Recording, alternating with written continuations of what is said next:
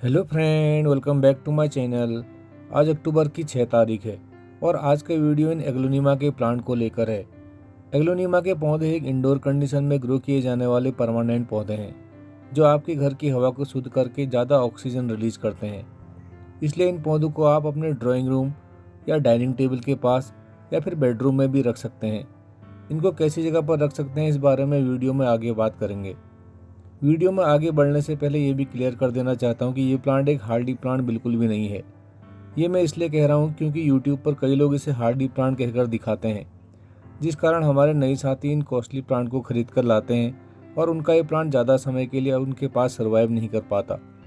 फिर भी अगर आप वीडियो में बताई गई सभी इन्फॉर्मेशन को ठीक से देखेंगे तो हो सकता है कि ये प्लांट आपके पास लंबे समय के लिए सर्वाइव करे। एग्लोनिमा के पौधे हवा को शुद्ध करने के साथ साथ अपनी रंगीन पत्तियों के कारण आज लोगों की पहली पसंद बन गए हैं।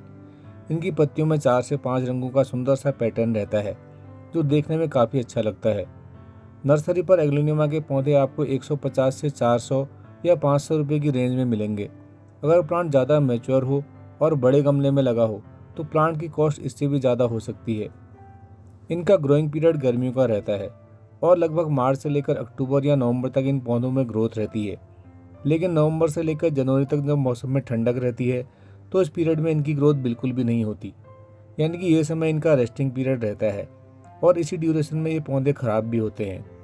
इसलिए पहला सिंपल सा काम ये करें, इनको अक्टूबर के बाद ना तो नर्सरी से खरीद कर लाएं और ना ही इनको फर्टिलाइज़र दें और ना ही इनकी रिपोर्टिंग करें। अगर अक्टूबर के बाद आप इनको खरीद कर लाते हैं तो ज़्यादा चांसेस हैं कि सर्दियों में ये प्लांट जल्दी ख़राब हो सकते हैं। एग्लोनिमा के पौधों को खरीदने का परफेक्ट टाइम फरवरी या मार्च का रहता है, क्योंकि इस समय खरीदने से प्लांट ज़्यादा समय के लिए आपके गार्डन की कंडीशन में एडजस्ट होते हैं और प्लांट के सर्दियों में ख़राब होने के चांसेस बिल्कुल कम हो जाते हैं। जिन साथियों ने अभी अभी इसे परचेज किया है वे साथी उसे उसी कंडीशन में रहने दें जिस कंडीशन में प्लांट नर्सरी से आया है, यानी कि प्लांट को अभी नर्सरी वाले गमले से बाहर नहीं निकालना है। अगर अभी आप तुरंत इसकी रिपोर्टिंग कर देंगे तो इसकी जड़ों को स्टेबल होने में 1 या 2 महीने का समय लग जाएगा और तब तक सर्दियों का समय आ जाएगा और उस पीरियड में ये पौधे ग्रोथ नहीं करते। इसलिए ज़्यादा चांसेस है कि प्लांट ख़राब हो सकते हैं। इसलिए रिपोर्टिंग के लिए नेक्स्ट ईयर का वेट करें और फरवरी या मार्च के आसपास जब मौसम में थोड़ा गर्मी आना स्टार्ट हो जाए तभी इसे नए गमले में शिफ्ट करें। इसके बाद गमले की बात करें तो इन पौधों को एक बड़ा गमला बिल्कुल न दें। आप प्लास्टिक का गमला यूज कर सकते हैं, सिरेमिक पॉट या क्ले पॉट का यूज कर सकते हैं, लेकिन एक बड़ा गमला बिल्कुल भी यूज न करें। मैंने ये 4 इंच के प्लास्टिक के गमले यूज किए हैं और पिछले साल से अभी तक ये पौधे इन्हीं गमलों में हैं। बड़े गमलों में मिट्टी और खाद भी ज़्यादा रहती है और पानी भी ज़्यादा रहता है। छोटे प्लांट की पानी और खाद की रिक्वायरमेंट ज़्यादा नहीं रहती। इसलिए जब हम छोटे पौधों को नर्सरी से लाकर एक बड़े गमले में लगा देते हैं तो प्लांट के ख़राब होने के चांसेस ज़्यादा हो जाते हैं। ये बिल्कुल उसी तरह है जैसे एक 2 साल के बच्चे को 4 रोटी और 1 गिलास पानी पिलाना। एग्लोनिमा के पौधे एक छोटे से गमले में भी 2 से 3 साल तक आसानी से चल जाते हैं। इसके बाद जब प्लांट की हाइट ज़्यादा बढ़ जाए तो आप इन्हें थोड़ा बड़े गमले में शिफ्ट कर सकते हैं। इससे ये पौधे हेल्दी भी रहेंगे और लंबे समय तक आपके गार्डन में सर्वाइव भी करेंगे। एग्लोनिमा के पौधों के लिए जब भी आप मिट्टी तैयार करें तो एक ऐसी मिट्टी को तैयार करें जो लाइट वेट हो और जिसमें ज़्यादा समय के लिए पानी होल्ड न करे। नर्सरी से ये पौधे ज़्यादातर कोकोपीट में लगे हुए आते हैं। रिपोर्टिंग के समय आप इसकी नर्सरी वाली सॉइल को पूरी तरह से हटा लें और गार्डन सॉइल, पुरानी गोबर खाद, रेत या सैंड और कोकोपीट के मिक्सर में प्लांट को रिपोर्ट करें। इसी मिक्सर में 2 ग्राम के आसपास किसी अच्छे फंजीसाइड पाउडर को भी मिला लें। मैंने लास्ट ईयर अपने सभी पौधों को इसी सॉइल में रिपोर्ट किया था और अभी तक इन पौधों में कोई भी प्रॉब्लम नहीं आई है। थोड़ा बहुत सर्दियों में इनकी कुछ पत्तियां पीली होकर गिरने लगती हैं, जो एक नॉर्मल प्रोसेस है। फरवरी या मार्च के बाद ये प्रॉब्लम अपने आप ठीक हो जाती है।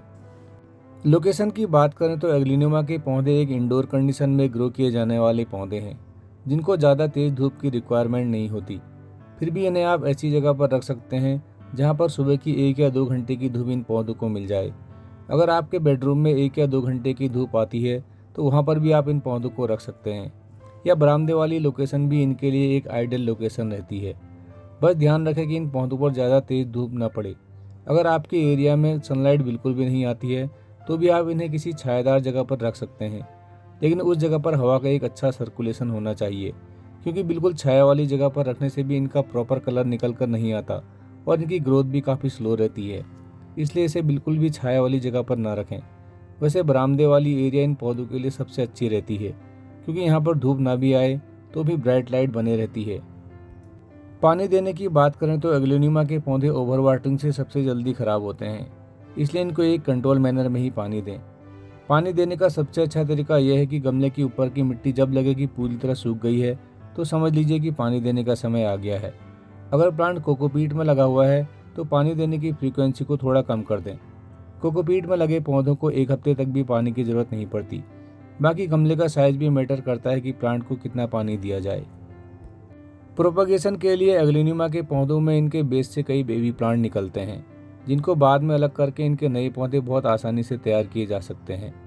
फ्रेंड, एग्लोनिमा के पौधे थोड़ा कॉस्टली आते हैं, इसलिए इनको इनके बेबी प्लांट से प्रोपगेट करना सबसे ज़्यादा फायदेमंद रहता है। लेकिन प्रोपगेशन का सबसे सही समय विंटर्स के जस्ट बाद का रहता है, यानी कि फरवरी और मार्च का महीना।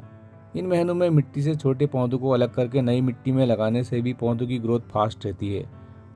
एग्लोनिमा के पौधों की खाद की रिक्वायरमेंट भी बहुत ज़्यादा नहीं रहती। आप 1 या 2 महीने में इनकी मिट्टी में गमले के साइज के अकॉर्डिंग हल्की सी गोबर खाद भी मिला दें तो भी ये पौधे आसानी से ग्रो हो जाते हैं। अगर आपके पास कंपोस्ट देने का समय नहीं है या फिर अगर आपके पास गोबर खाद अवेलेबल नहीं है तो आप किसी भी सीड शॉप से सीवीड लिक्विड फर्टिलाइज़र को खरीद सकते हैं। ये एक तरह का ऑर्गेनिक फर्टिलाइज़र होता है जो लिक्विड फॉर्म में रहता है। इसकी 8 से 10 बूंदें 1 लीटर पानी में घोलकर महीने में पौधों की मिट्टी में डालने से ये पौधे बिल्कुल फ्रेश और हेल्दी बने रहते हैं।